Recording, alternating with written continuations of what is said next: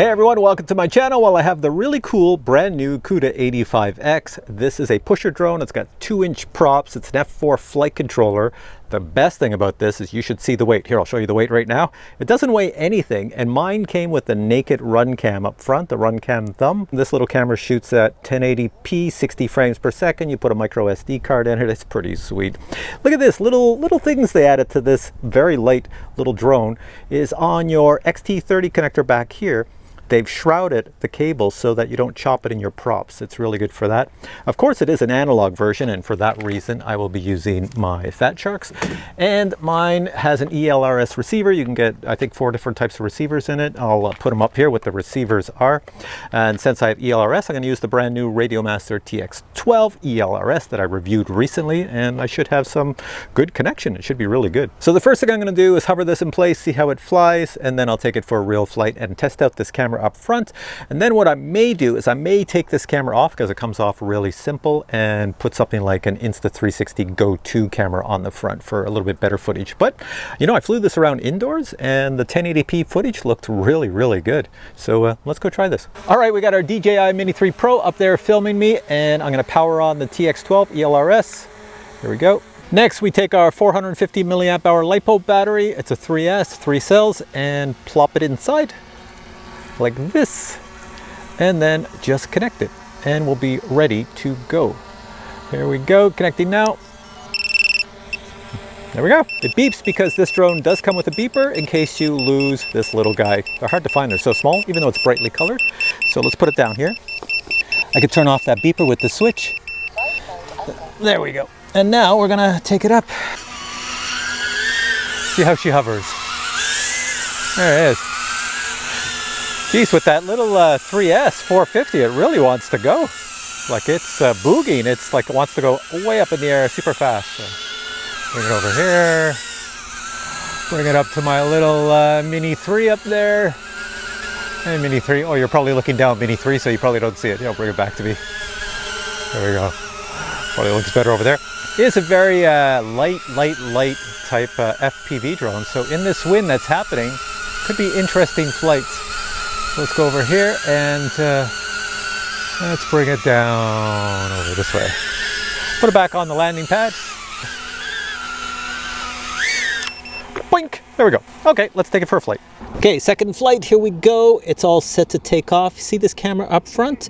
As soon as I plug this in right here, the camera comes alive. To start the camera recording, you press right here and that turns it on, and the same thing for turning it off. It's really cool. Probably can't see it in the GoPro because it's so bright here. I'll try to get some shade. This should be red right here, and if I press it, there'll be a click, click, and now it should be flashing red. So I can see it flashing red. Yeah, and now it's recording. All right, so let's put you here. Okay, I got the Fat Shark goggles. I will plug them in. There we go. She's all good. I see an image. So I put the record on in the Fat Sharks. It's really low res, but I'll show you what it looks like. This is going to show you, watching this, the camera in the front, not the good 1080p one, but the camera that I see in here. It will grab the video and record it on here in very low resolution. So if you ever fly FPV analog, it looks really good in the goggles, but when you try to record it, it looks really bad. So here we go. All right, so make sure I go in acro mode. Flight mode acro. Beautiful, and we'll arm it. It's so quiet, I can't even hear it, so I don't even know I'm armed, but it says I'm armed on here. So it says I'm in air mode, acro mode, so let's go. And I'll buzz back to me. So the front camera should be recording. The little one in the front, that's 1080p, 60 frames a second. There we go, zoom by my little knees. There's Joe over in his car. Joe, don't swat this out of the air! Coming back into the sun. It's got that ND filter that's on there. It's not on permanently. You can pull that ND filter off if you want to, but I just left it on for this flight because it's very bright and sunny out. If it was a dull day, take that ND filter off. So that's what I'm talking about, is the run cam thumb that is on the front. It's called a naked run cam thumb, I think. Why am I having difficulty saying that? Run cam thumb. Anyways, so yeah, that's what's on it. Watch out for these wires and things below. And let's go back down through this little path here. This is, I can equate this drone to like a tiny little insect flying around, buzzing around, and most people won't even know it exists because it's so quiet. It doesn't make a lot of sound at all. So I'm gonna go this way. I was flying behind my Jeep. See, I'm over here.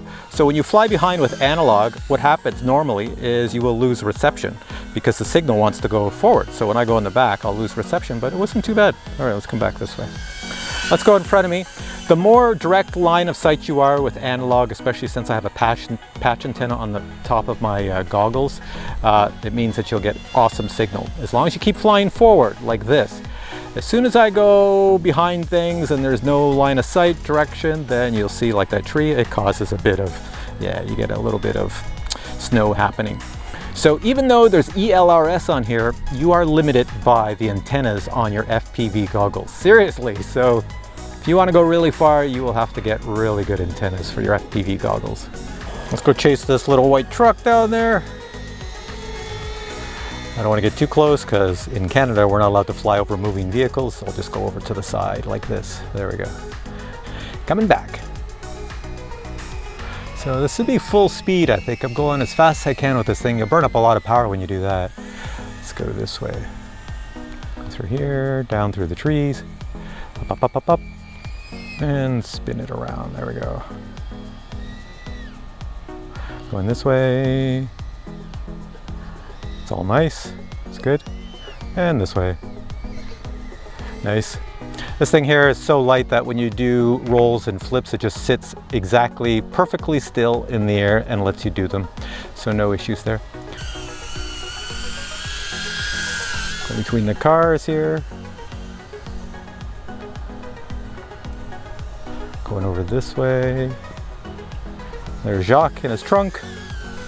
Hey Jacques! Back here!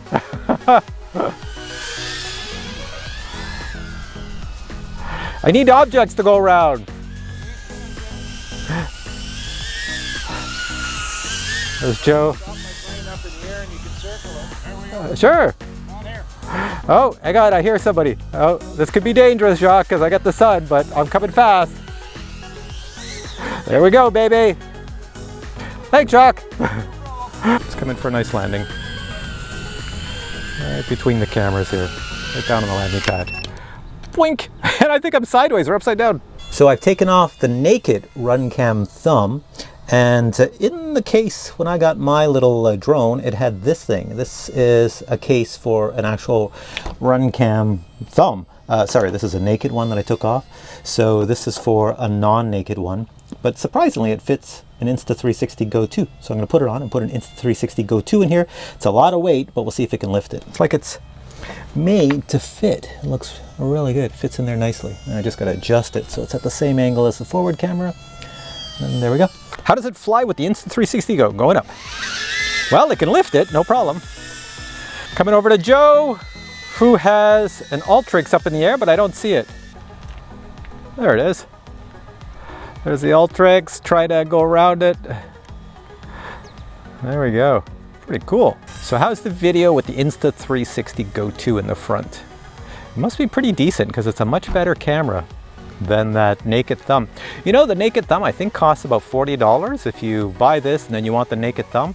Or I don't know if you can buy the drone. Maybe you can with the naked thumb on it. Mine came with the naked thumb, so I assume you can.